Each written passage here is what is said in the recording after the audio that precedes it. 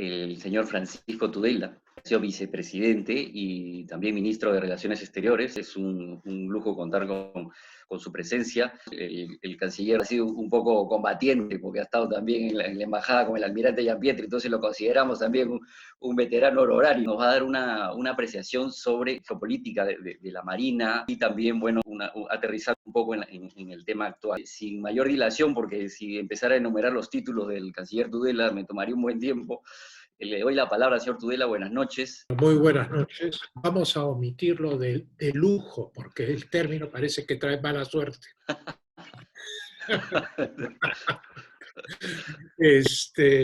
La idea era hacer una conferencia de un tema relevante naval que estuviese dentro de mi especialidad.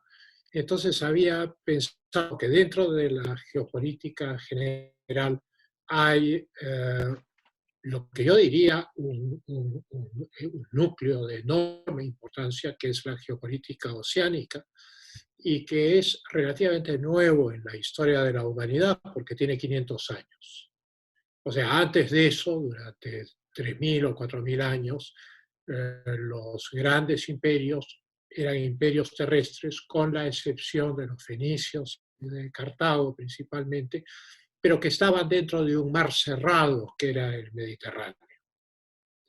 Y entonces Cartago, que está en lo que hoy es la zona de Túnez, está frente a Sicilia, entonces tenía un punto estratégico central en el cual cortaba el tránsito del Mediterráneo. Eso llevó a la guerra contra Roma, que primero Roma perdió y después en un contraataque terminó ganando después de sufrir enormes pérdidas, ¿no? Pero la conciencia oceánica, o sea, la conciencia de la inmensidad de los océanos y de la proyección que esto representa para el poder de los estados, para su economía, para el comercio, solo tiene 500 años. El primero en darse cuenta de esto fue Enrique el Navegante, rey de Portugal, príncipe Enrique el Navegante, que fue el que creó lo que se llama la Escuela de Sagres. Sagres es un promontorio en el Portugal que da al Atlántico. Y era una escuela secreta y fortificada donde se hicieron los diseños de las carabelas, que eran secretos de Estado, porque la ambición de Enrique el Navegante era llegar a la India. Y estas carabelas bajaban siempre por la costa del África, pero cuando llegaban al Cabo Bogador, los vientos los devolvían. Entonces finalmente diseñaron la estrategia de entrar profundamente en el Océano Atlántico hacia el oeste y de ahí girar hacia el Cabo de Buena Esperanza hasta que finalmente lograron pasarlo y entrar al Océano Índico.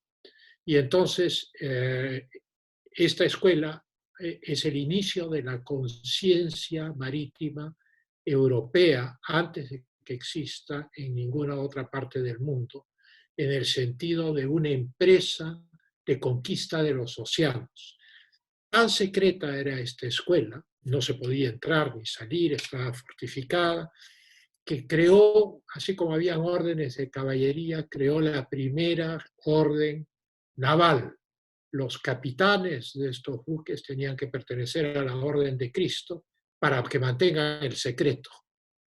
Y entonces esta era una gran operación y de las carabelas de Cristóbal Colón, la Santa María era completamente obsoleta, la Pinta y la Niña eran más modernas y de corte portugués, ya estaban inspiradas en las que habían utilizado los portugueses. Y entonces con Enrique el Navegante se logra la circunnavegación del África, que es el primer gran reto oceánico, y luego vendrá con Cristóbal Colón, patrocinado por Isabel la Católica, el descubrimiento de América y la circunnavegación del mundo y la conciencia de la inmensidad oceánica y la necesidad de controlar las rutas oceánicas, de tener acceso a ellas y sobre todo de descubrir los pasos interoceánicos, que será una obsesión europea desde el siglo XVI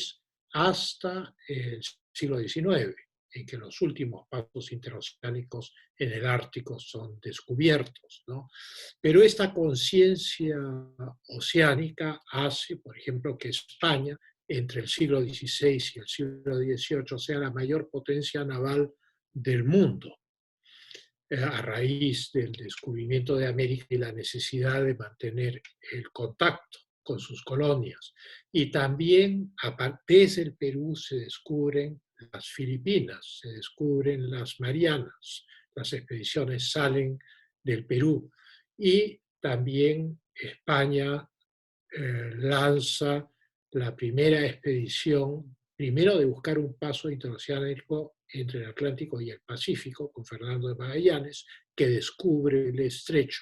No llega al final de su expedición porque muere en un combate en los mares del sur, en el Pacífico, pero finalmente Juan Sebastián Elcano termina la primera circunnavegación del globo terrestre que se ejecuta de esa manera, ¿no? Y entonces la Armada Española, incluyendo buques construidos en nuestras costas, es la armada más poderosa del mundo, digamos, indiscutiblemente en el siglo XVI y XVII, y a partir del siglo XVIII empieza a declinar frente al surgimiento de Francia y sobre todo de Inglaterra, ¿no? En el siglo XVII, una España desgastada por las guerras de Flandes, 80 años de guerra contra Holanda, las guerras de religión, financiando todas las guerras de religión en Europa, etc., cede el puesto de primera potencia naval a Holanda. Y Holanda es la primera potencia naval entre 1581, cuando se constituye como república, y 1672, cuando pierde en una doble guerra, la guerra holando-francesa, porque Holanda es del tamaño de la provincia de Lima y no tiene defensa en profundidad, y tiene que librar una guerra simultáneamente contra los franceses, en el sureste, y contra Inglaterra en el frente oceánico. Y entonces en 1672 Holanda es derrotada por Inglaterra y pierde este estatus de primera potencia naval del mundo. Sin embargo, ha logrado crear la Compañía de Indias Orientales, que es la primera multinacional del mundo, de gran envergadura, y se calcula que en términos de, digamos, de indexación, o sea, si tomando en cuenta el valor de la Compañía de Indias Orientales en el siglo XVII y trasladándolo a valores actuales en el siglo XX, sería la multinacional más grande del mundo, excediendo de largo a todas las otras que existen. O sea, era una empresa formidable, tenían el monopolio de comercio con el Japón, controlaban un imperio, que era lo que hoy es Indonesia, en fin, y casi todo el grueso del comercio con el Asia. Cuando son vencidos por Inglaterra, son vencidos por Inglaterra en realidad 16 años antes de que un rey holandés, Guillermo de Orange, acceda al trono de Inglaterra, con lo cual en el fondo hay una fusión, no solo una derrota, sino posteriormente una fusión. E Inglaterra, con su Compañía de Indias Orientales, continúa esta empresa hasta crear, a finales del siglo XIX, principios del siglo XX, un imperio gigantesco, que es esencialmente un imperio oceánico que está basado en puntos de apoyo. Esto es, se sale de Portsmouth y se va a Gibraltar, de Gibraltar se va a la isla de Asunción, a Santa Elena, a las Malvinas. Por eso es que las Malvinas son tan importantes en la geopolítica inglesa, porque el imperio británico es un imperio tasalocrático, no es un imperio terrestre, es un imperio oceánico, y su control oceánico y el traslado de su poder está basado en estos puntos de apoyo pequeños y naturalmente en el control de la India, en el control de sus colonias norteamericanas que pierden a finales del siglo XVIII, del Canadá, de Australia, de Nueva Zelanda. Pero lo que es importante es que después de España, Inglaterra es un imperio oceánico, pero a diferencia de España, como vamos a ver, Inglaterra es consciente del carácter oceánico del imperio. O sea que el imperio se basa en la flota. La flota existe porque existe una marina mercante gigantesca, sin la cual la flota no tendría sentido. Y lo que se necesita son puntos de apoyo a los cuales llega la flota, se reabastece y continúa, y utiliza su poder en puntos concentrados. El sistema español, anterior al británico, no es tasalocrático, o sea, no es netamente oceánico, sino es telúrico, es el de una potencia terrestre. Se organiza, la flota sale una vez al año de Cádiz, trayendo las mercaderías, en fin, una flota inmensa, y cruza el Atlántico en un convoy, como los de la Segunda Guerra Mundial, llega a Cuba y luego se refugia en la gran fortaleza de Cartagena de Indias. Y lo que tienen los españoles es una cadena de fortificaciones en las costas, desde San Agustín, en la Florida, una cadena de fortificaciones que va escalonándose a lo largo de su imperio americano, pequeños fuertes en Magallanes, luego el fuerte de Valdivia, o sea, la flota que cruza Magallanes se refugia bajo los cañones de Valdivia. El fuerte de Valdivia depende directamente del virrey del Perú, no del capitán general de Chile. La guarnición es abastecida desde Lima. Los estandartes que están ahí, yo he ido a visitar esa fortaleza, es muy interesante, porque está en un acantilado, a diferencia del Real Felipe, el bastión está arriba, artillado, pero el grueso de la artillería está 50 metros más abajo del bastión y cubren, es un refugio para la flota. Y de ahí el grueso de las mercaderías pasa por el istmo de Panamá, por tierra, en trenes de mulas, y se embarca al Callao. Y del Callao se hace la distribución al resto de América. Incluso las mercaderías que llegan a La Plata, por razones de seguridad, son las mercaderías que se han desembarcado en el Callao y que van por tierra hasta el Río de la Plata, no solamente las mercaderías. La primera población de Buenos Aires, los primeros colonos de Buenos Aires, salen todos del Cusco. Hay un libro del historiador Levillier sobre eso. Y entonces el sistema español es un sistema terrestre, es el control de lo que después en geopolítica se llamará el rimland, el borde.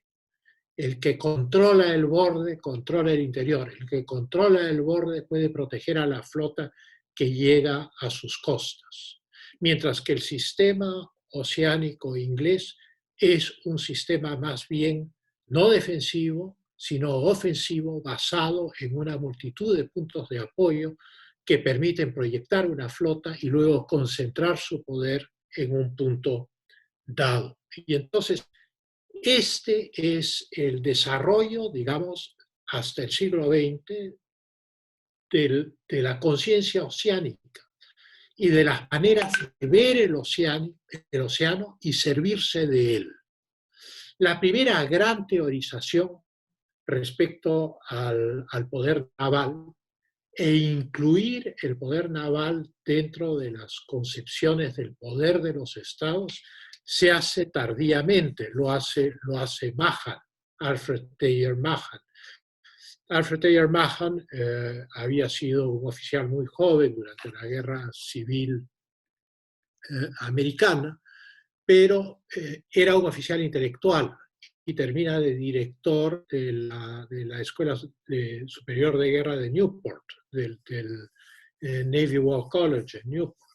Y entonces se dedica a la reflexión de qué es lo que necesita este país nuevo que son los Estados Unidos, que están en plena expansión industrial, que están la conquista del oeste termina a finales del 19, en 1890 y tantos, en fin. Mientras tanto sigue la conquista del oeste, y Mahan nace en 1840, o sea, en plena expansión hacia el oeste, antes de la guerra con México, que le quita a México el 50% de su territorio, y muere en 1914 cuando empieza la Primera Guerra Mundial. O sea, su periodo de vida es un periodo de vida contemporáneo a transformaciones fundamentales, el paso de los buques de línea a los acorazados, el paso al vapor como método de propulsión, la artillería con los cañones rayados en helicoidal, en fin, a todas las modificaciones que llevan, tecnológicas, que llevan a la creación de las marinas modernas. Y escribe un libro que tiene un impacto internacional enorme, que es la influencia del poder naval en la historia. Y él utiliza, como diría Max Weber, como tipo ideal a Inglaterra y se pregunta, ¿qué es lo que ha hecho que Inglaterra tenga un imperio? Porque hasta ese momento nadie había visto esto. Esto es 1904. Todo el mundo daba por hecho que era un gran imperio, que tenía ejércitos, que tenía marina, que tenía unas finanzas formidables, pero lo que se pregunta Mahan es ¿por qué? ¿Cuál es el secreto que ha permitido que Inglaterra, que es una isla, que no es tan rica como Francia o otras potencias europeas, en fin, se haya convertido en el imperio más grande del mundo y en la superpotencia de la época? Y llega a la conclusión que la superioridad británica se debe a un factor que él mismo lo dice, que no ha sido estudiado por los historiadores, que es lo que él llama el sea power, el poder naval, que ese es el elemento central. Y entonces este libro produce un enorme impacto. Él afirma en ese libro que Inglaterra llega a ser un gran imperio porque desarrolla un poder naval en paralelo con su economía y su flota civil, su flota mercante. Pero además está privilegiado por su posición geográfica y hace la comparación entre Holanda e Inglaterra. Holanda tiene en un momento la preeminencia naval y comercial, pero no puede defender su territorio. Tiene al este tiene estados alemanes, en el sureste tiene a Francia, al frente tiene a Inglaterra y es del tamaño de la provincia de Lima. O sea que si hace la guerra contra uno de sus vecinos, la guerra termina en Chosica. No tiene capacidad o termina en Tigre o lo más. Entonces, en la primera conclusión a la cual llega Mahan es que la posición geográfica hace que algunas naciones sean privilegiadas y otras no. Depende de sus costas, de la posibilidad de tener buenos puertos en esas costas, o sea, la posición geográfica.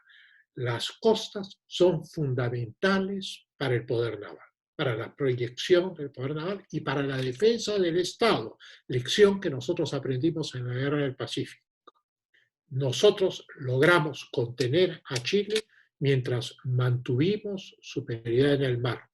En el momento en que perdimos el combate naval de Angamos, pasamos a una posición de inferioridad. Yo creo que esa es una lección que el Perú ha interiorizado de manera, es tal vez la gran lección estratégica que el Perú ha interiorizado, en el sentido de que jamás debemos estar en condiciones de inferioridad naval, porque la verdadera defensa de un litoral tan largo y de la posición central, de eso voy a hablar al final, que tiene el departamento de Lima, que tiene hoy el 52% de la población económicamente activa del país y más de un tercio de su población, la defensa de esto solo es posible por el mar.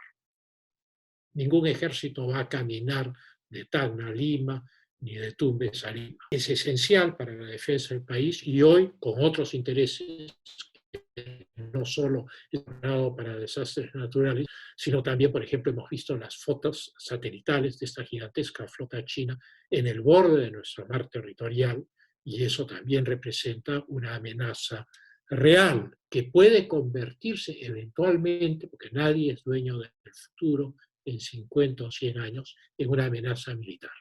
Y entonces el Perú tiene que reflexionar sobre esta realidad de la posición geográfica y el mejor uso de sus costas. El segundo punto que Alfred Thayer Mahan identifica es que debe tener una población, el país, movilizable para el servicio naval que Inglaterra tenía.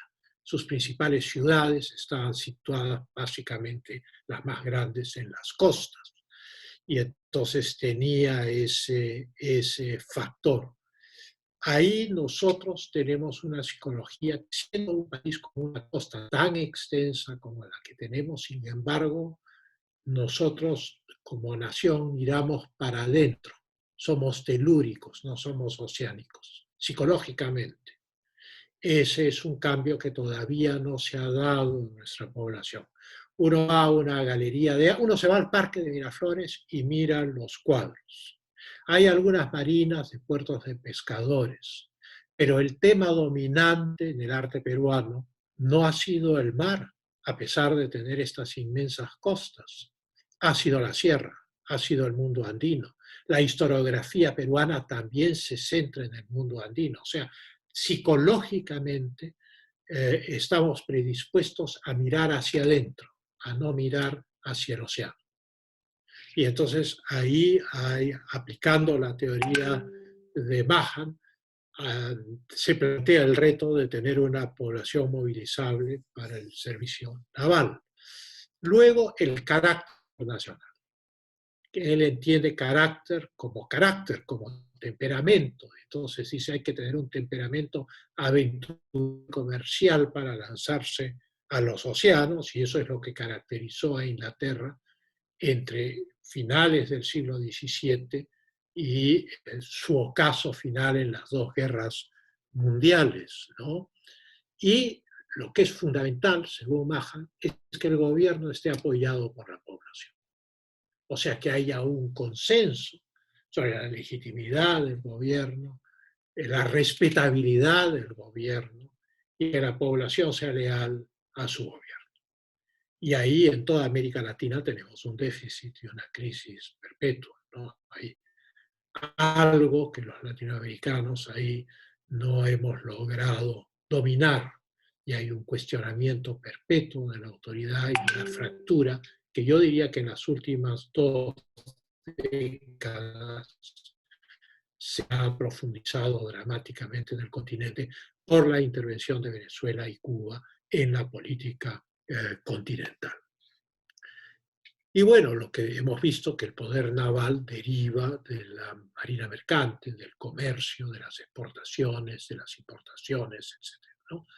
Y entonces él preconiza para los Estados Unidos imitar a Inglaterra y buscar puntos de apoyo globales. Y esto es muy importante porque hay alguien, el Kaiser se entusiasma con la lectura del Guillermo II, con la lectura de la influencia del poder naval en la historia, invita a Mahan a Berlín, conversa con él y Tirpitz ejecuta esta visión estratégica de lo que llaman la política mundial, la Weltpolitik, y empiezan a crear una flota de alta mar que rivaliza con los ingleses y que es el verdadero origen de la Primera Guerra Mundial. Es el miedo británico a perder la preeminencia en los océanos.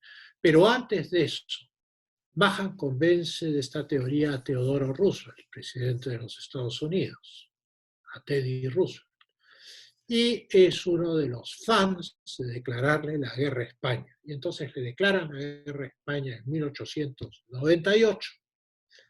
España pierde la guerra, pierde Puerto Rico, pierde Cuba, pierde Guam, pierde Wake, pierde Midway, pierde las Filipinas, y todo eso forma parte de protectorados, entre comillas, de un imperio que no quiere llamarse imperio norteamericano.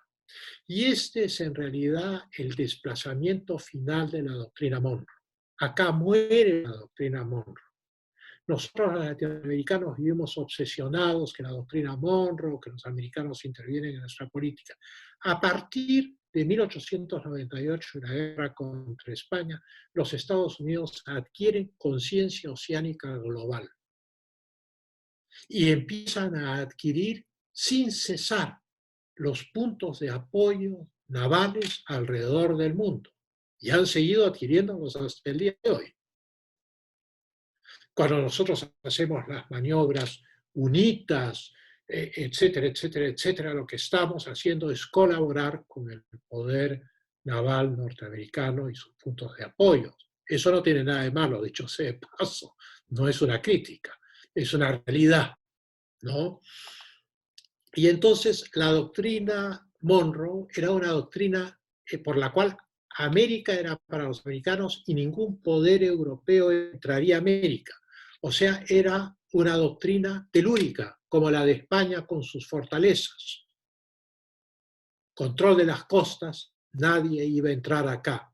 No iban a ver esa idea de San Martín de poner un príncipe europeo en el trono peruano. Eso es un mito, porque en realidad los Estados Unidos ya estaban decididos para entonces de que eso no iba a ocurrir de ninguna manera, que no iba a haber ninguna dinastía europea reinstalada en un país americano, y también los ingleses, a partir de 1823.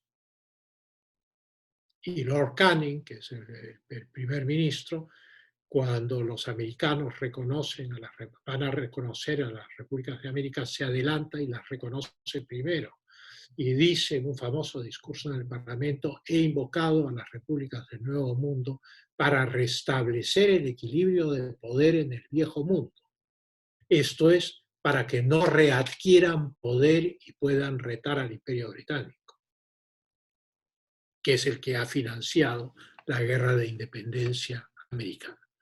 Entonces, Mahan le recomienda a los Estados Unidos imitar a los ingleses y los Estados Unidos imitan a los ingleses, le declaran la guerra a España y de ahí sigue una política que hasta el día de hoy, en el cual tienen bases navales en Okinawa, tienen bases navales en el Japón, tienen bases navales en Corea del Sur, en Rota en España, en fin, la misma estructura, pero en una dimensión ya del siglo XXI y continúa la expansión después de la Guerra Mundial. Diego García en el Océano Índico, en fin.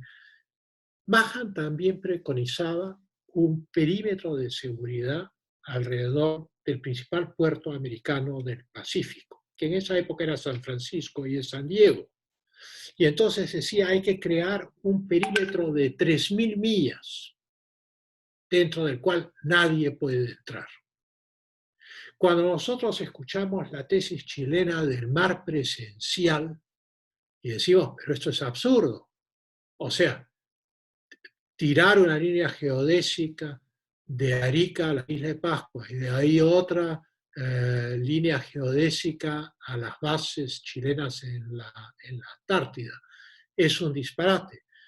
Es un disparate sacado de Mahan. O sea, esas 3.000 millas de zona de perímetro excluyente frente a San Francisco es de donde Chile y el almirante Martínez Bush y sus colegas sacan la idea del mar presencial. No son los únicos, como vamos a ver ahora.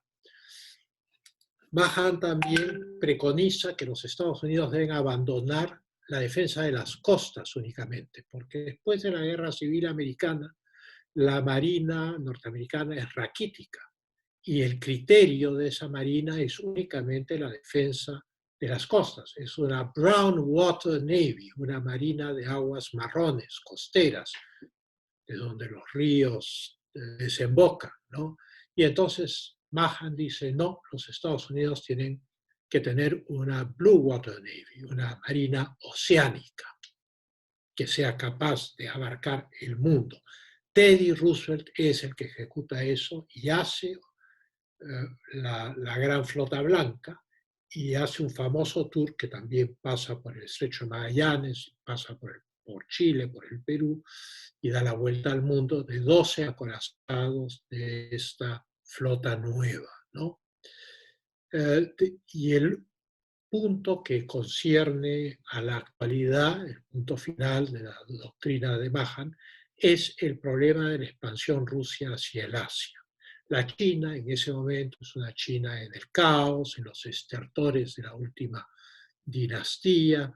Ya en 1900 se ha dado la rebelión de los Boxers, en la cual Occidente ha participado, ha aplastado la rebelión, pero también ha aplastado al imperio chino, le ha sacado las concesiones en Shanghái, en Hong Kong, en fin, la de Shanghái repartida entre norteamericanos, franceses e ingleses, Hong Kong exclusivamente inglesa, los portugueses ya estaban instalados desde hace mucho tiempo en Macao, en fin.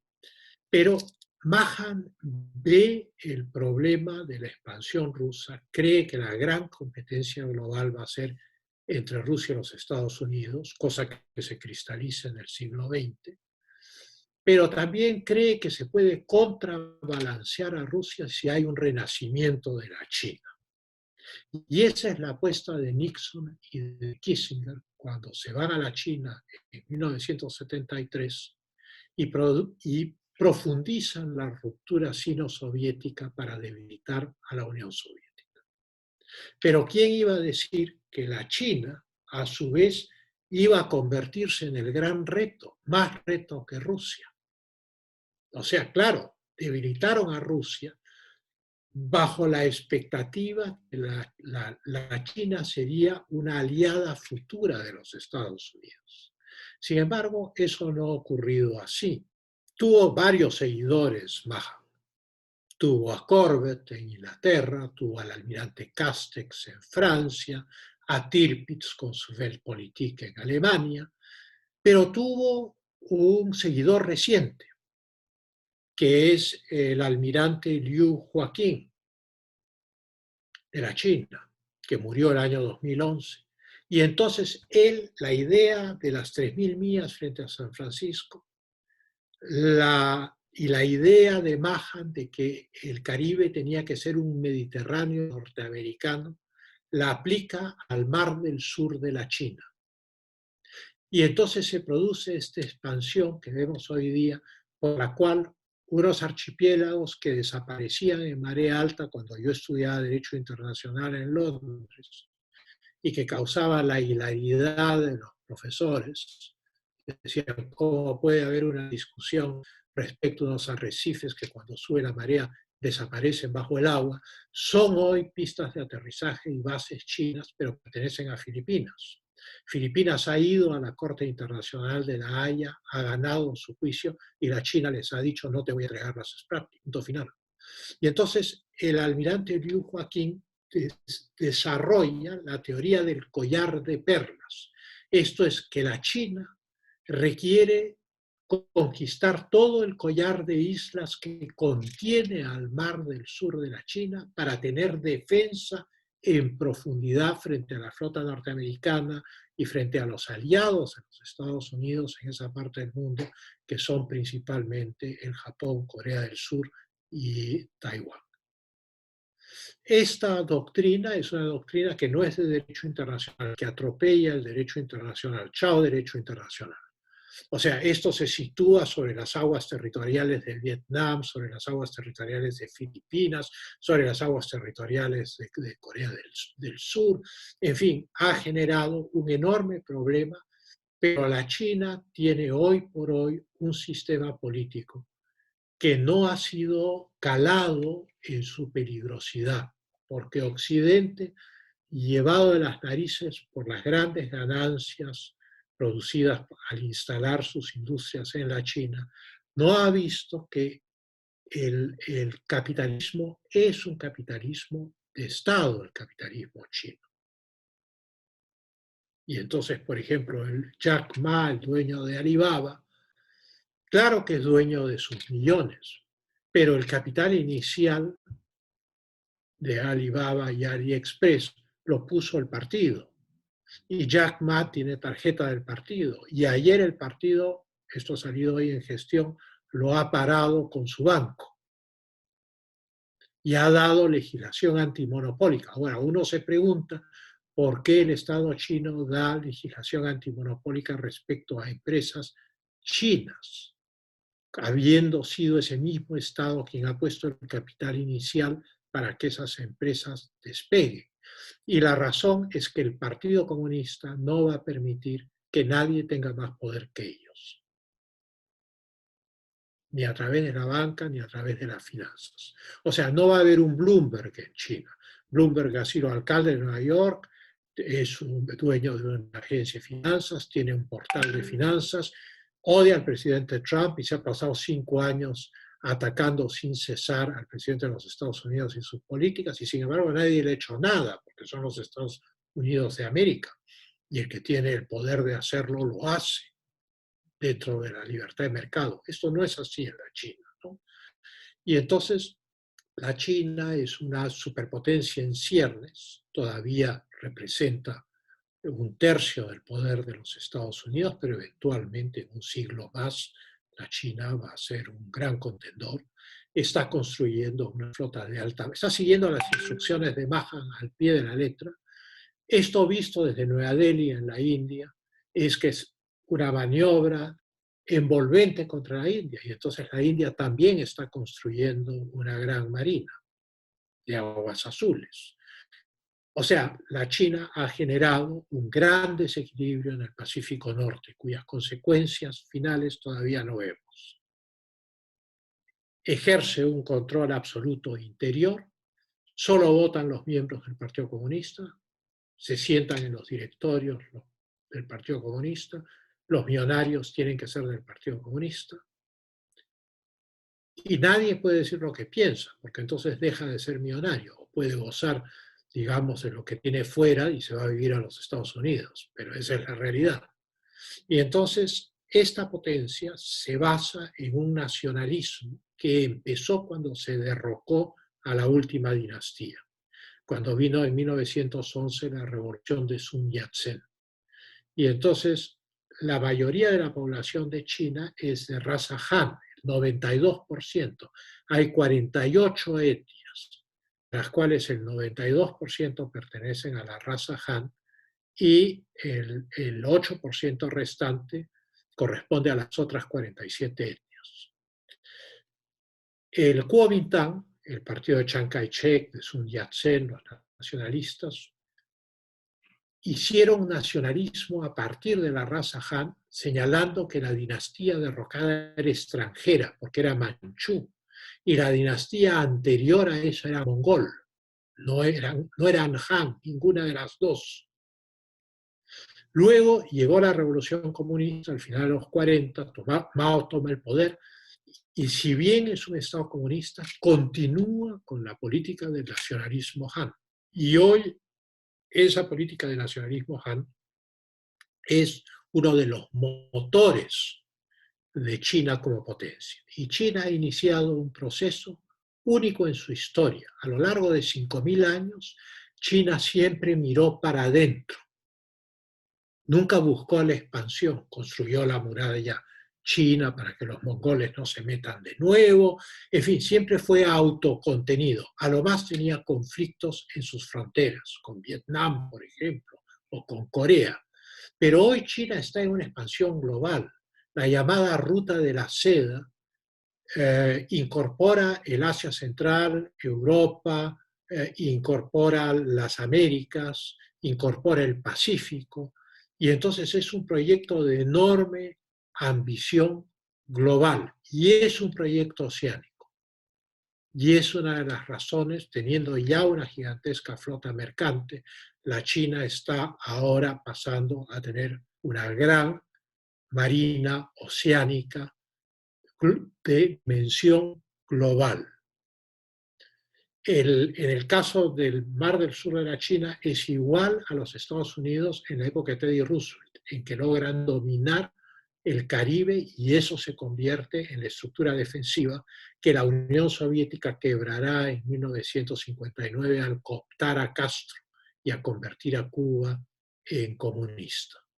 Llegarán a un statu quo después de la crisis de los misiles del 62, en el sentido que Estados Unidos retira los misiles que ha colocado en Turquía, los rusos retiran los misiles que han colocado en Cuba, y se comprometen los americanos a no intervenir al régimen cubano.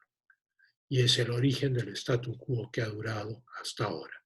Bueno, en el caso de la China, el Mar del Sur de la China es su Caribe, y la proyección global a partir de ahí es como la proyección global que tuvo los Estados Unidos después de la Segunda Guerra Mundial, donde no tenía un gran oponente. Y entonces, acá viene el tema de la contención. ¿Qué hacen los Estados Unidos? ¿Qué hace la OTAN? ¿Qué hace Corea del Sur? ¿Qué hace el Japón? Etcétera, frente a este reto. Y para eso hay que entender dos conceptos. Halford Mackinder, que era un geógrafo, fue el que tuvo la primera cátedra de geografía que se hizo en Inglaterra, en la Universidad de Oxford, fue fundador del London School of Economics, desarrolló el concepto del heartland, del pivote geográfico de la historia. Él sostenía que tenía que haber algún lugar en el mundo que era el punto de apoyo que movía al resto del mundo. Y él llegó a la conclusión que había una causalidad geográfica en la ubicación y que el punto de palanca era el contacto del Asia con Europa, o sea, lo que era Europa Central, lo que hoy es Ucrania, Bulgaria, Rumanía, la República Checa, o sea, toda Alemania, y que evidentemente eso era lo que él llamaba el heartland, o sea, el corazón, el núcleo. Y él decía, bueno, es el fin de la época del poder naval, ahí se equivoca, en ese primer ensayo de 1904, dice, es el poder de los ferrocarriles, porque el gigantesco continente euroasiático se va a vincular por dentro, por tierra con los ferrocarriles. Dice algo que es cierto, dice que el siglo XX marca el inicio de una nueva era histórica sin precedentes en la historia humana.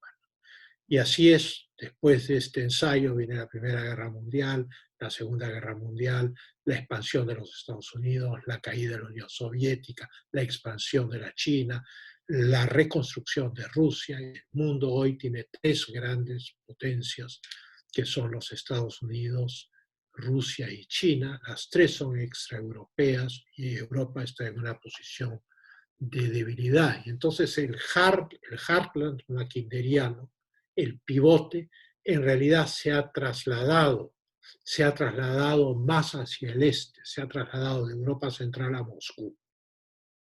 Y Moscú ha establecido la Comunidad Económica Euroasiática con todas las repúblicas del Asia Central y ha firmado el Acuerdo de Cooperación de Shanghái con la China, que es un acuerdo económico y también una alianza militar.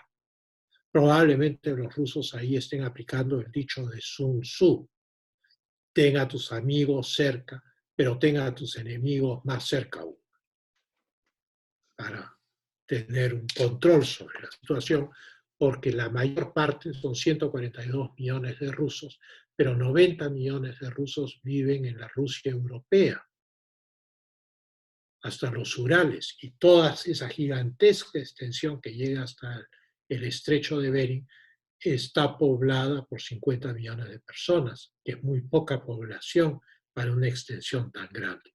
Y eso explica la alianza. La alianza es una forma de contención. Él divide, Mackinder, el mundo en tres espacios. El océano mundial, o sea, hay que ver el océano como una unidad global, ya no como el Mediterráneo, el Atlántico, el Pacífico, no. El océano hay que verlo como lo vemos en el planisferio, no como lo vemos en el globo. Es un solo gigantesco espacio oceánico. En ese gigantesco espacio oceánico, el centro no es como lo tenemos nosotros en nuestros planisferios, que pueden ser atlánticocéntricos o pacíficocéntricos, sino que el centro, para Mackinder, es la isla mundial.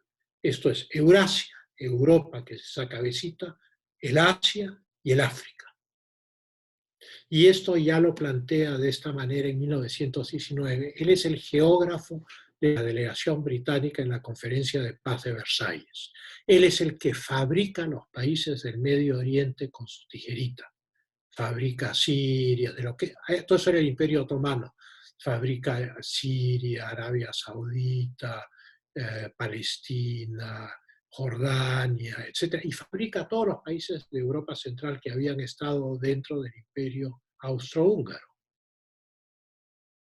Por ejemplo, lo que hoy es Croacia, Eslovenia, etc., parten de la disolución de Yugoslavia, pero Yugoslavia o Checoslovaquia, que hoy son dos estados, la República Checa y Eslovaquia, todo eso fue fabricado con mapas y tijeritas y papel por Mackinder para desmantelar estos imperios. Y esa es la causa de la Segunda Guerra Mundial. Y es interesante también ver cómo es la causa de las guerras de Yugoslavia entre 1989 y 1993. Y entonces, en el año 19 dice, el segundo factor es la isla mundial, que es Eurasia y el África. Y dice, quien controla Jerusalén controla el paso de Eurasia al África, porque delante de Jerusalén está el camino de Ascalón y el mar, y detrás de Jerusalén está el desierto. Y entonces cuando uno analiza la promesa de la Declaración Balfour del año 17, antes de que termine la Primera Guerra Mundial, de crear el Estado de Israel, uno encuentra una lógica aplastante en la explicación que hará después Halford Mackinder en su libro del año 19, que se llama Ideales y Realidades Democráticas. Esto es, colocar un Estado donde está Jerusalén es controlar que ninguna gran potencia logre el control simultáneo de Eurasia y del África. Si uno piensa que el Estado de Israel pudo no haber sido creado y que hubiese un Estado árabe ahí, es obvio que la Unión Soviética simplemente hubiese dominado la totalidad del Medio Oriente y el norte de África y hubiera bajado hacia el África. La contención fue este fuerte Apache colocado como Estado de Israel, creado por la geopolítica británica, en base a las reflexiones de Mackinder. Y luego el tercer elemento es donde estamos nosotros, que son las islas satélites de la isla mundial. O sea, nosotros somos islas alrededor de esta gran isla mundial. Los Estados Unidos, América del Sur, Norteamérica, Australia, Nueva Zelanda, Indonesia, Filipinas, en fin, todos somos islas alrededor de esta realidad de un gran bloque. Y entonces él da el axioma, que en realidad es un axioma pensado contra Alemania, a la cual acaban de derrotar el año 18 y contra la cual irán de nuevo a la guerra el año 39. Y acá viene el famoso axioma de Mackinder. Quien domina Europa Oriental, esto es Alemania en el lenguaje cifrado de Mackinder, controla el Heartland, o sea, controla el núcleo euroasiático. Quien controla el Heartland, este núcleo euroasiático, controla la isla mundial. O sea, hay que derrotar a Alemania para que Alemania no controle el mundo. Quien controla la isla mundial, o sea, si Alemania conquistara toda Europa, controla el mundo. Naturalmente, la Segunda Guerra Mundial muestra que el control del Heartland no es suficiente, porque Hitler llega a tenerlo, pero cuando invade Rusia le ocurre lo mismo que Napoleón, y así como los rusos persiguieron a Napoleón hasta París y acamparon en los campos elíseos y en el bosque de Boulogne, incluso dejaron una palabra clave que es bistrot. El bistrot es el café-restaurant francés, pero bistrot era cuando las tropas rusas decían que les rápido, que les sirvan comida rápido. Y de ahí quedó la palabra en el argot francés. Pero bueno, el hecho es que esta idea muestra sus límites con la Segunda Guerra Mundial. Es imposible controlar el mundo porque es imposible controlar a Rusia. Y es por eso que el Heartland se desplaza en términos reales de Europa Central a la Rusia euroasiática. El sucesor de Mackinder es un geoestratega norteamericano, Nicholas Spykman, que reflexiona sobre todas estas cosas en la Segunda Guerra Mundial, que pide a Roosevelt el reforzamiento de la política norteamericana respecto a América Latina, en sus dos costas, en nuestra costa y en la costa del Atlántico, para que el Japón no sorprenda a los Estados Unidos a sus espaldas, instalándose sobre todo en las costas del Pacífico sudamericano. Y entonces acá nace una preocupación que creo yo que hoy cobra también vigencia. Spykman reflexiona sobre esto y crea el concepto del Rimland. Dice, no interesa quién controla el núcleo, lo que interesa es controlar las costas del núcleo. Si uno ve la estrategia norteamericana de contención, empieza en Islandia, en el Atlántico Norte, y luego tiene una serie de bases que bajan por el Mediterráneo, bajan por el Mar Rojo, entran al Océano Índico, dan la vuelta a la India y se proyectan hacia Corea del Sur, Taiwán y el Japón. Esa es la estructura de contención del Heartland. Esto es, lo que hay que controlar es la expansión del Heartland, es lo que dice Spykman. No interesa quién controla el Heartland, lo que interesa es controlar la expansión. Y para eso, naturalmente, la tesis oceánica de Mahan, la tesis oceánica de Mackinder siguen siendo válidas. Esa estrategia está vigente hoy.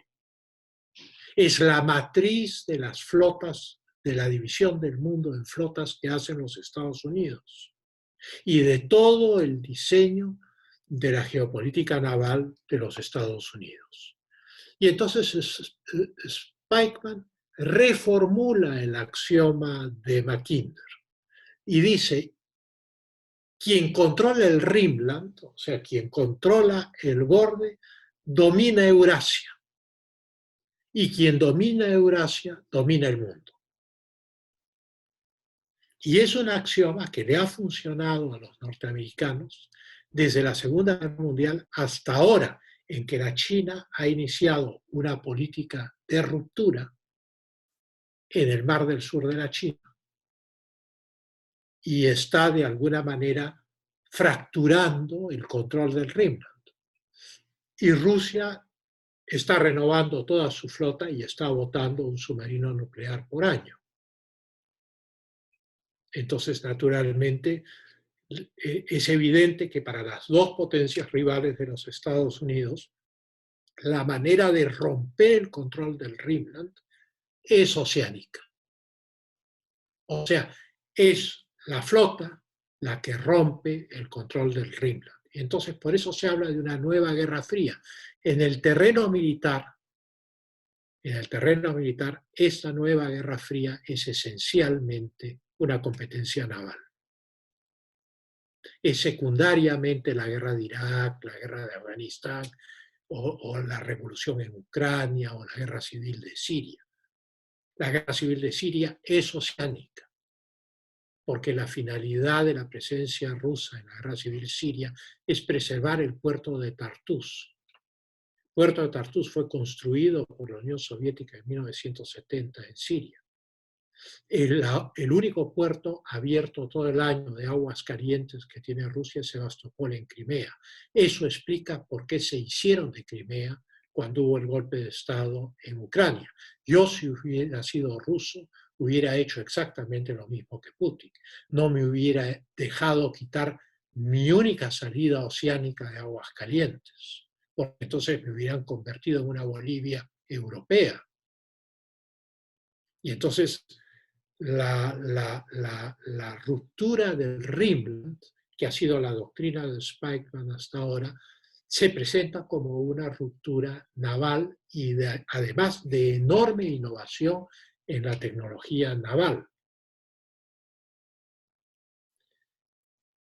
Zbigniew Brzezinski, que fue asesor de Carter y que escribió El Gran Tablero, que es probablemente el principal libro de geoestrategia aplicada de los Estados Unidos, Fue el libro que se usó, la doctrina que se usó cuando se cayó la Unión Soviética.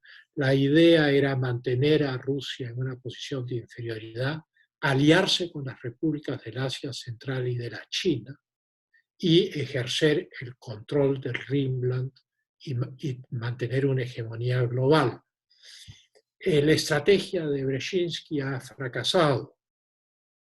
Las repúblicas del Asia Central se han aliado a Rusia en la Comunidad Económica Euroasiática, la China se ha aliado a Rusia, Rusia y China mantienen una rivalidad con los Estados Unidos muy intensa, ambas naciones están sancionadas por los Estados Unidos, Rusia le hace la guerra abierta a los Estados Unidos en América Latina fomentando a la extrema izquierda, la China financia a gobiernos como el de Evo Morales, como el de Fernández, como el de Correa, etcétera, etcétera, si bien no dicen nada, pero actúan. Y esa es la lógica de los grandes espacios. Durante la Segunda Guerra Mundial, un jurista alemán, Carl Schmitt, desacreditado porque estaba en el partido nazi, sin embargo dijo que un gran espacio, él decía que el mundo se iba a dividir en grandes espacios, que la idea de los estados soberanos estaba camino, estaba de salida. Yo tengo mis dudas sobre eso, porque la pandemia ha demostrado que no había otra entidad capaz de enfrentar la pandemia, excepto el Estado Nacional. Desaparecieron las organizaciones internacionales, desaparecieron los grandes espacios. Pero Schmitt dice una cosa que sí es cierta, que tiene un enorme valor estratégico y que es una advertencia para nosotros. Dice un gran espacio, de lo que él concebía 4 grandes espacios en el mundo. Panamérica gobernada desde Washington, Euráfrica gobernada desde Berlín, Eurasia gobernada desde Moscú y la esfera de coprosperidad asiática gobernada desde Tokio. Y la realidad es que este esquema naturalmente no se dio, pero lo que sí es cierto es su axioma. Dice, un gran espacio no es otra cosa que un pequeño espacio agrandado. ¿Cuál es el pequeño espacio? Los puertos chinos. ¿Cuál es el espacio agrandado? El mar del sur de la China por ahora. La ruta de la seda en el futuro. Estamos frente a un proceso de agrandamiento del espacio, cuando en los Estados Unidos hay una crisis política muy parecida a la nuestra en materia de odios y de división social. Naturalmente, los Estados Unidos son la primera potencia mundial, consumen el 40% de la producción mundial, en fin, y eso todavía va a durar un tiempo. Sin embargo, ya apareció el contendor. Claro, señor, y Todavía. una consulta, disculpe que le interrumpa, pero Sí, si menciona que hay una injerencia rusa que es evidente en esta zona, la contraparte que sería pues Estados Unidos como que está perdiendo un poco de peso o de presencia por sus problemas propios, entiendo yo. Entonces ya deja de ser tan potencia o de hacerle ese el es el otro... problema.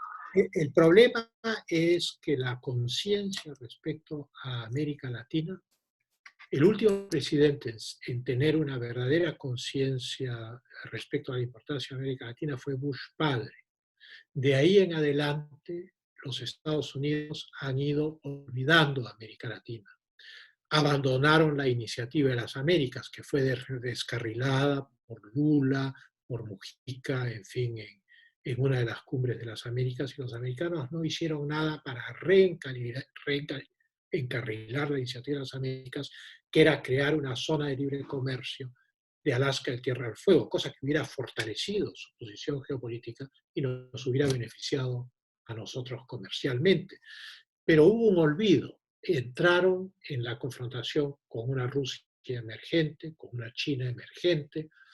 Vino el ataque del 11 de septiembre del 2001 a las Torres Gemelas, se concentraron en el Medio Oriente, fueron a la guerra de Afganistán en el 2001, siguen ahí, la guerra más larga de la historia de los Estados Unidos, 19 años.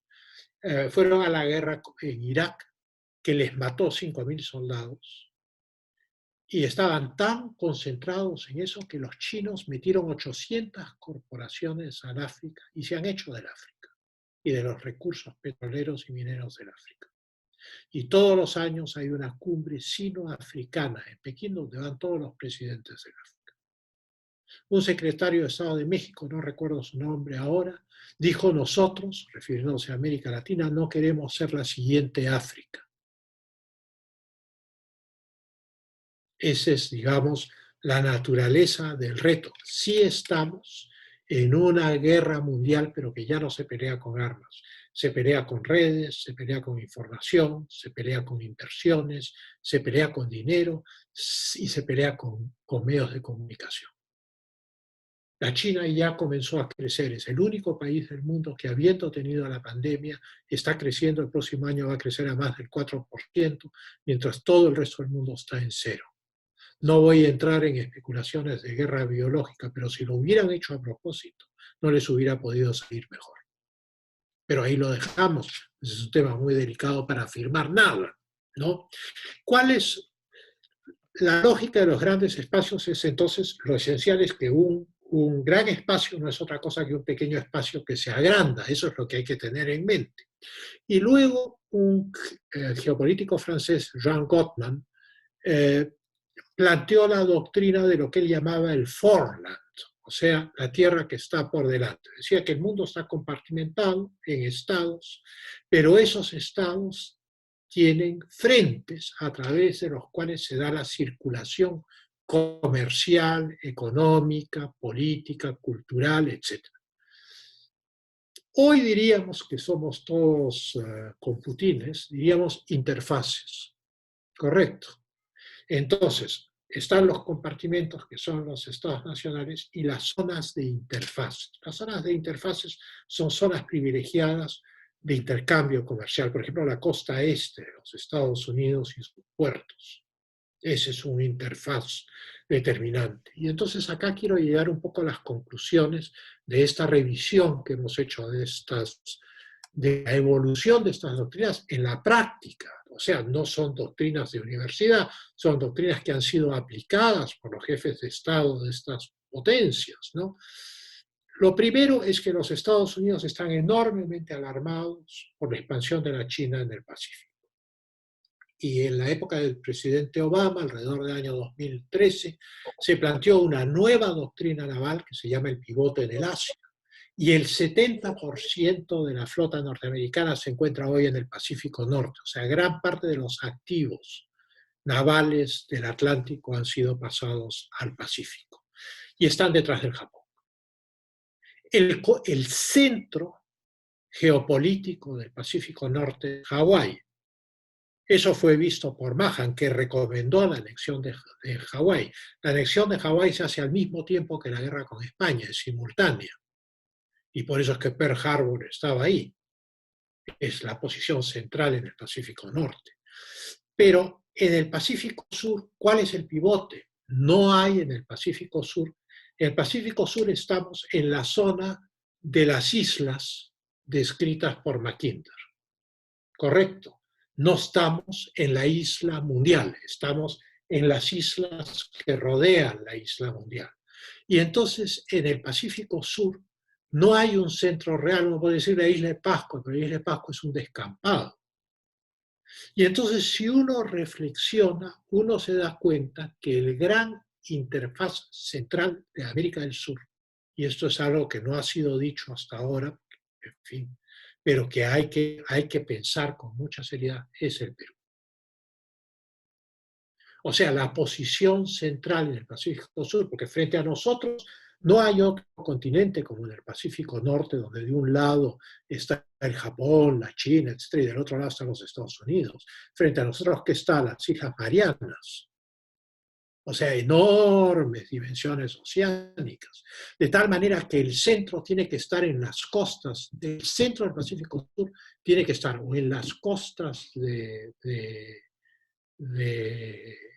América del Sur o, digamos, en Nueva Zelanda, en lo que se llama el cinturón austral o en Australia, pero eso ya pertenece al mundo atlántico aliado a los Estados Unidos.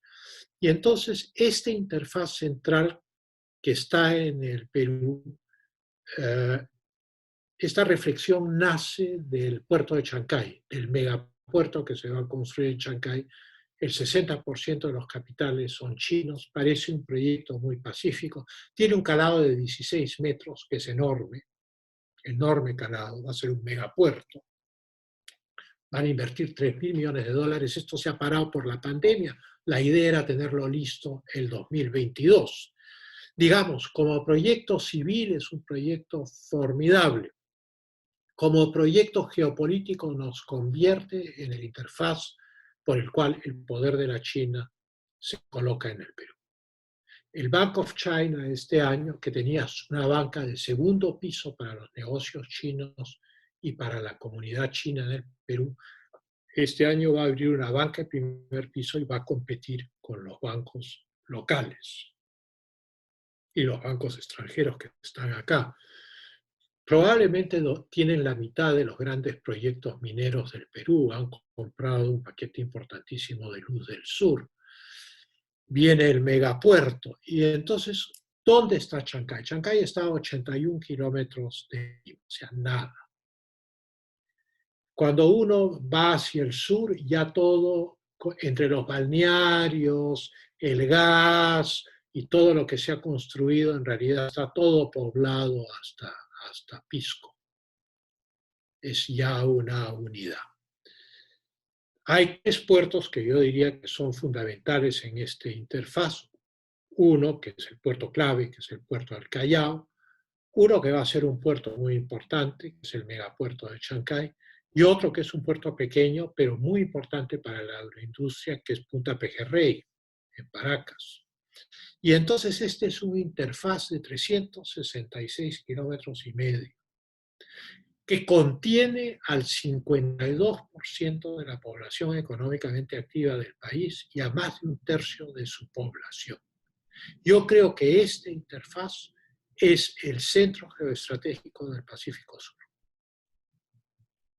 Y que por eso el primer puerto que la China construye en América, no tiene ningún puerto en las Américas, el primer puerto que la China construye en América es el megapuerto de Chancay. Naturalmente ese puerto está bajo soberanía y jurisdicción peruana y debe permanecer de esa manera, a eso voy. O sea, está muy bien que se invierta, pero hay ambiciones chinas y rusas que se enfrentan a la posición hegemónica de los Estados Unidos como talasocracia, como poder oceánico mundial, y sus aliados del cinturón austral. El cinturón austral tiene rutas navales más cortas, es el Cabo de Buena Esperanza, Australia, Nueva Zelanda, Sao Paulo, Valparaíso, en fin, es esa zona sur. Fundamentalmente esa zona sur, los Estados Unidos sí se han cuidado de que sean sus aliados, excepto probablemente en el caso de Sudáfrica, ¿no? por los cambios de régimen. Pero entonces, evidentemente, el tener una posición central en el Pacífico Sur no está en el cinturón austral.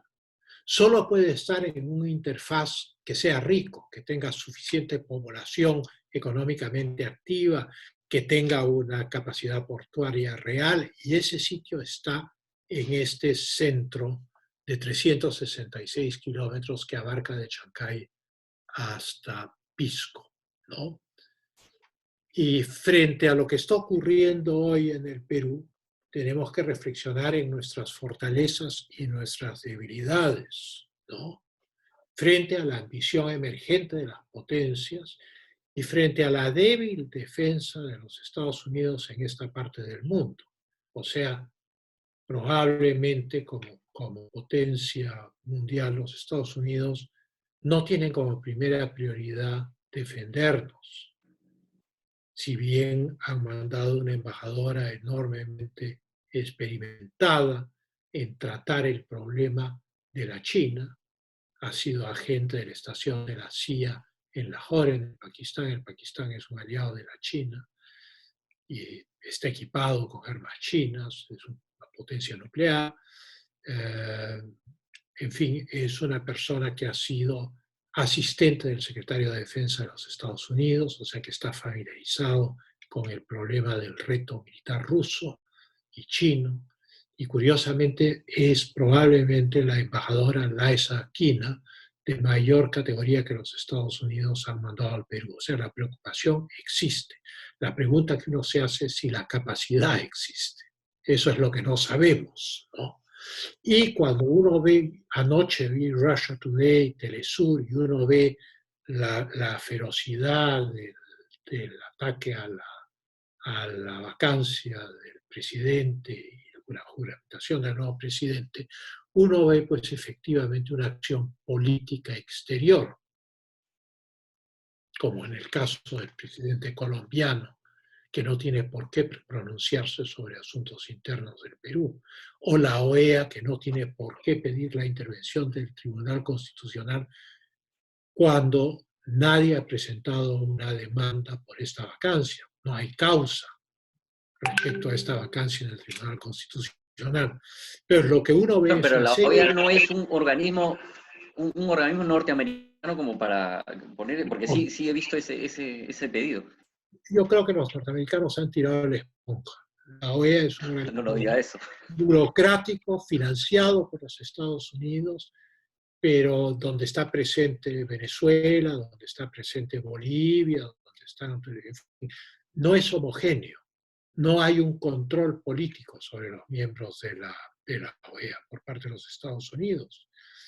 Y entonces nosotros tenemos que reflexionar sobre algunos factores que son claves. Primero, nuestra disfuncionalidad política. O sea, hay algo que no anda y no de ahora, que produce históricamente estas confrontaciones entre el Ejecutivo y el Legislativo.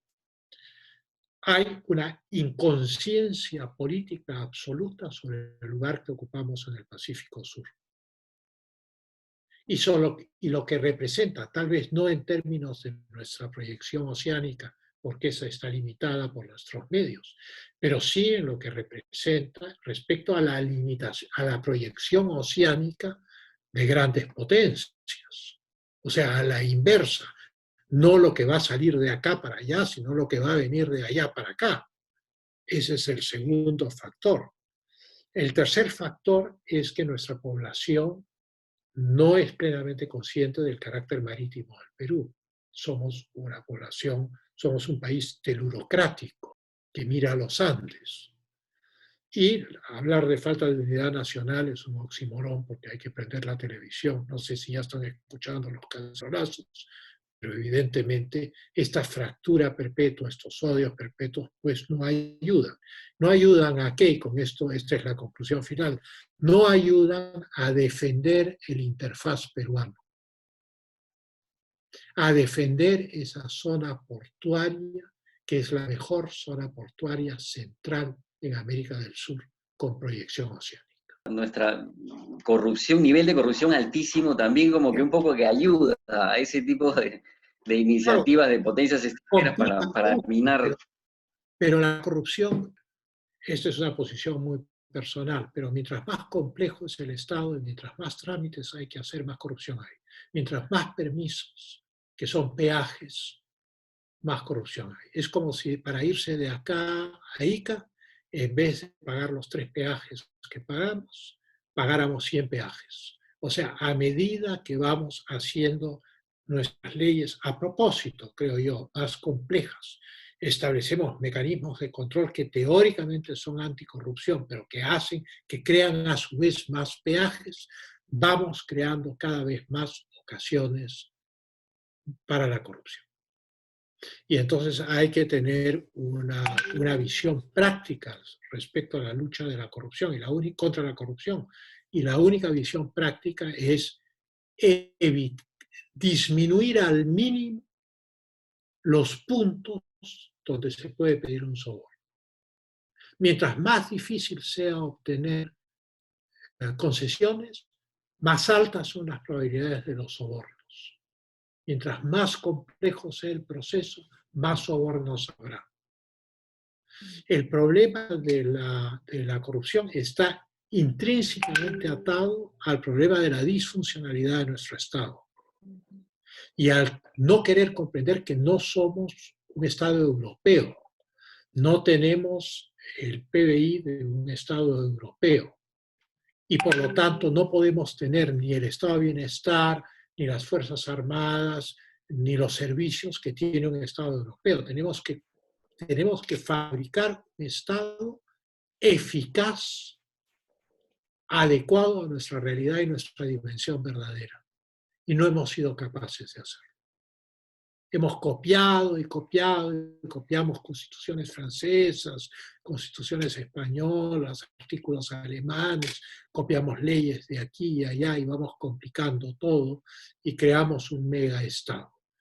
Necesitamos un pequeño Estado fuerte que se imponga, pero pequeño, y necesitamos tener la capacidad defensiva para garantizar nuestra independencia, porque en realidad no se trata de entregarnos a una u otra potencia, sino de saber navegar entre ellas. Ha habido una reunión la semana pasada de la lideresa del Frente Amplio con Pablo Iglesias de Podemos en Bolivia. Y evidentemente en esa reunión ha estado presente Evo Morales y el nuevo presidente de Bolivia y la gente del MAS, y probablemente gente de la Argentina, no sabemos, y de Venezuela.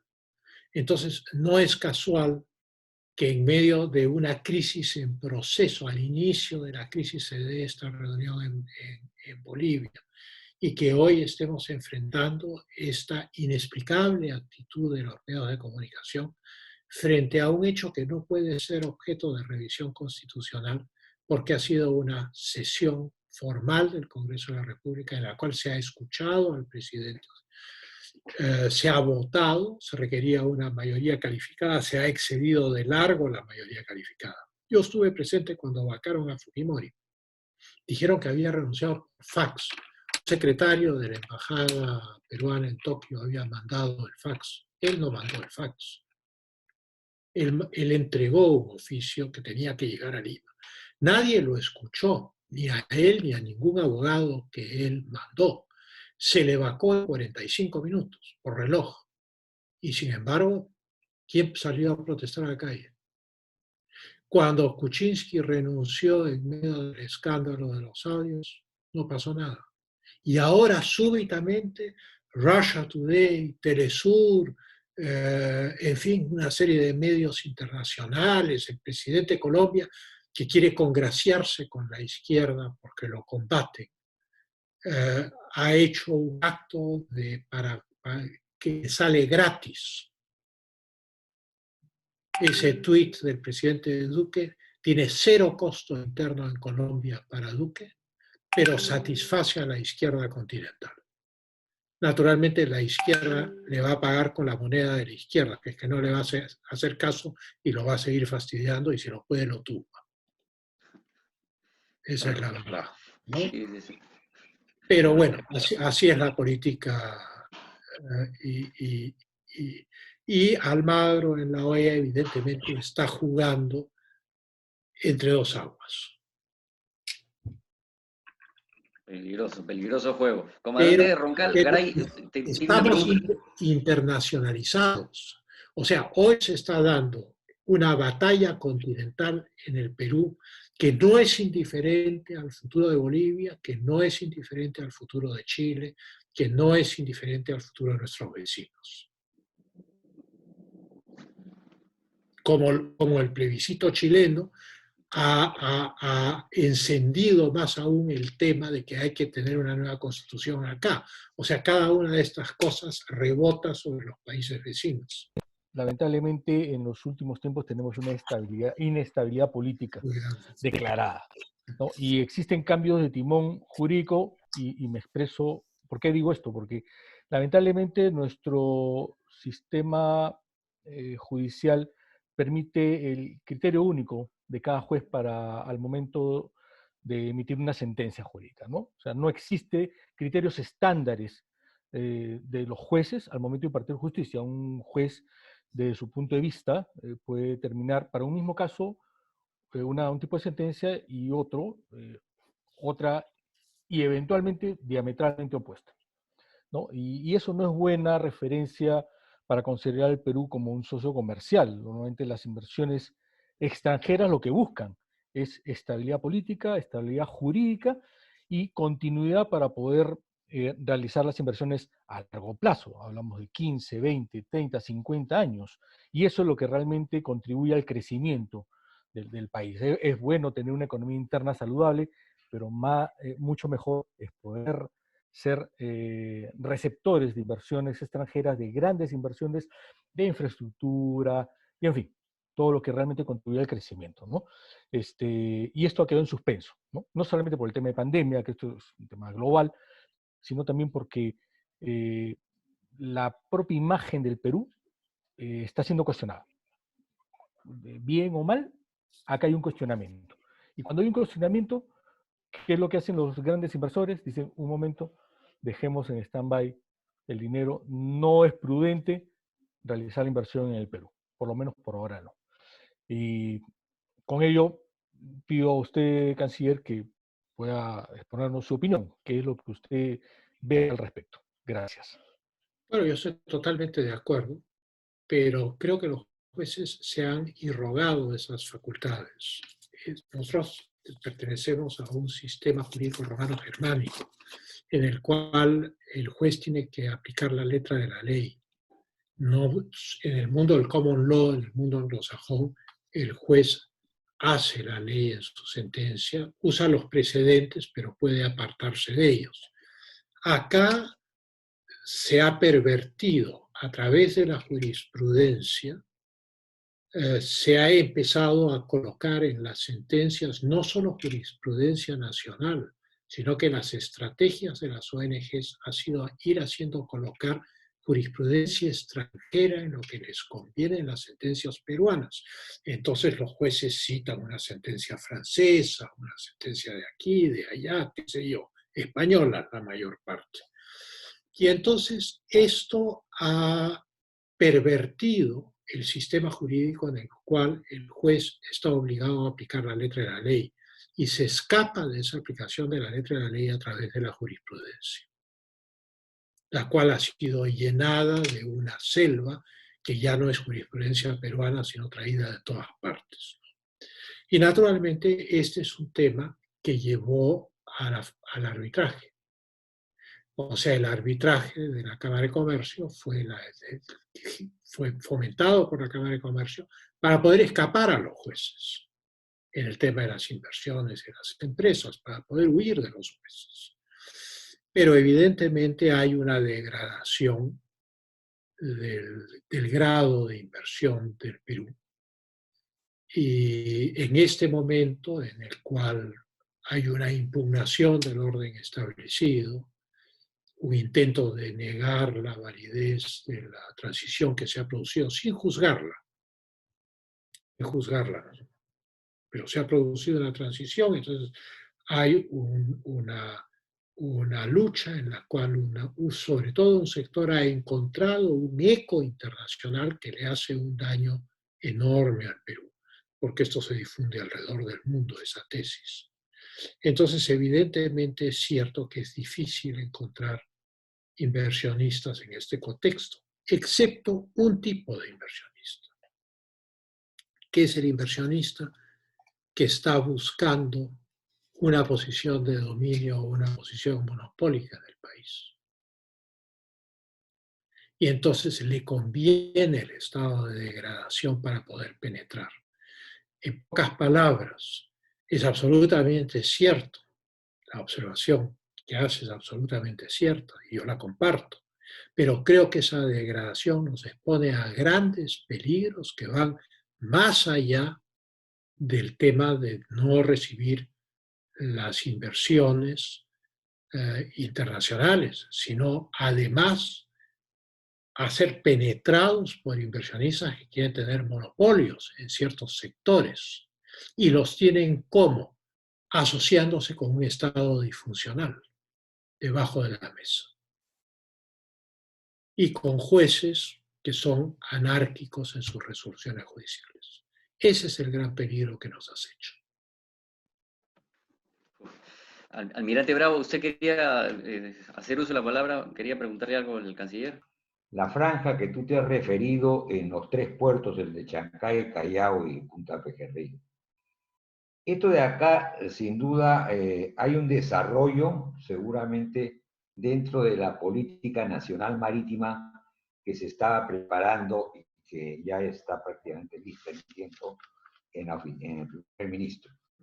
Pero muy bien, eso es muy importante, pero más importante que eso es, nosotros tenemos el recurso humano en la clase dirigente, llámense políticos, empresarios, académicos, para poder comprender y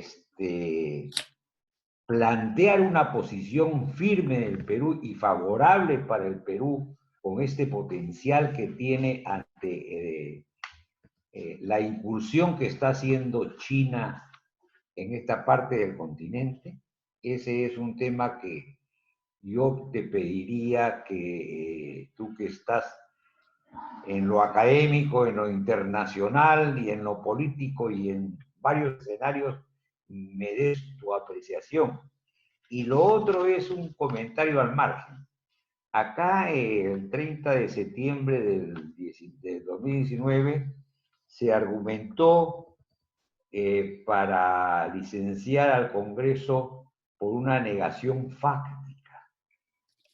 Y hoy día nosotros tenemos en el escenario actual que, habiéndose cumplido con los procedimientos constitucionales y habiendo de por medio, tomando el término anterior, una aceptación fáctica del supuesto, no se acepta internacionalmente. Entonces, no, eso esto es es una falso. burla, pues. La no aceptación internacional es una fabricación de la prensa local. Claro, El reconocimiento expreso no se usa. Ya durante el siglo XX no se usaba, en la segunda mitad del siglo XX. El reconocimiento se limita a los países que salían de la descolonización en los años 60, un país africano que se declaraba independiente, entonces era reconocido. No existe el reconocimiento expreso. Lo que ha hecho Chile, por ejemplo, o el Brasil es saludar al nuevo presidente, no reconocer la legalidad del gobierno. No existe el reconocimiento, eso es la fabricación de los que están luchando contra esto. Entonces, no hay tal cosa de que este gobierno no está reconocido internacionalmente. Eso es lo que nos están haciendo creer internamente para movilizar a la gente a las calles. En segundo lugar, lo de la negación fáctica de la cuestión de confianza, no existe tal cosa. Eso fue simplemente un golpe de Estado. O sea, el Congreso estaba votando, estaba en medio de una votación, la cual fue interrumpida pateando una puerta y pidiendo una cuestión de confianza de reforma constitucional que no compete al presidente del Consejo de Ministros. La reforma constitucional solo compete al Congreso. Entonces no se puede pedir como cuestión de confianza. Todo era ilegal. Sin embargo, nadie ha protestado, no hay cacerolazos ni nada por el estilo. Puede ser que a uno no le gustara el Congreso, pero hay que ser adultos. O sea, el Congreso puede no gustarle a uno, pero es el Congreso que ha sido elegido y uno respeta a la autoridad. Eso dice eso dicen las leyes, eso dice la Constitución. Pues bien, esperaré al próximo que me guste, pero no me lo tumbo con un pretexto. Respecto a los recursos humanos, la primera parte de la pregunta, que es enormemente importante, con el dolor de mi corazón creo que no hay ninguna conciencia de lo que estamos conversando acá. O muy poca. Sí hay conciencia, pero muy pocas personas. O sea, se cuentan con los dedos tal vez de 4 manos a lo máximo. Un par de preguntas más ya para cerrar, que nos preguntan acá ya por texto. Una con relación a las compañías de Indias. ¿Cuál sería la nueva compañía de Indias actualmente? O ya hay varias. Y la otra es, ¿qué opina usted de los requisitos para ser político o aspirar a ser presidente o congresista? Los requisitos que actualmente rigen. Bueno, son dos muy buenas preguntas, ¿no? Como hay muchas grandes multinacionales, es difícil que en esta época haya una que tenga características de transporte marítimo, monopolios de comercio, monopolio del comercio con el Japón, etcétera, etcétera, etcétera. O sea que esa es una realidad del siglo XVII y XVIII que no se puede Pero no reproducir. tomarían ese relevo Alibaba o Amazon, por decirlo de alguna manera, o sea, Una potencia en expansión puede tomar el relevo, con todas sus compañías, pero no una compañía privada en particular, dada la dimensión. O sea, el mundo tiene 1 millón de veces más capital de lo que tenía en esa época. En esa época comenzaba el capitalismo pero como usted moderno. menciona, detrás de Alibaba está el gobierno chino, por ejemplo. Por eso digo, un conjunto de empresas patrocinadas por una gran potencia sí pueden cumplir ese rol, pero no una empresa, un montón de empresas. Consorcios. En África hay 800 consorcios chinos, ¿no? Eso la segunda pregunta son los requisitos. Yo estuve en la Constituyente y presenté un proyecto para que los requisitos para ser elegido congresista fuesen no tener antecedentes penales y tener educación secundaria completa. Digamos, la motivación de la propuesta era que el congresista debía ser una persona honorable, sobre la cual no hubiesen dudas, y tenía que tener el nivel suficiente de educación para entender los proyectos de ley que vienen de los ministerios. O sea, las leyes no las hace el Congreso. Las leyes importantes vienen del Ministerio de Economía y Finanzas, del Ministerio de Agricultura, y son revisadas por el Congreso y aprobadas y enviadas al presidente para que las ratifique. Entonces, esa era mi intención, que hubiese gente con una educación secundaria completa que pudiese entender un proyecto de ley y que esas personas estuviesen más allá de cualquier sospecha, por lo menos visible, no teniendo antecedentes penales. Mi propuesta de artículo fue rechazada por antidemocrática. Todo el mundo tenía que tener la misma oportunidad, quien había cumplido su pena había sido redimido, el analfabeto tenía tanto derecho como el alfabeto, y entonces digamos, el igualitarismo radical es enemigo de la meritocracia. Y entonces el problema de los requisitos es casi un problema insalvable dentro de la retórica parlamentaria.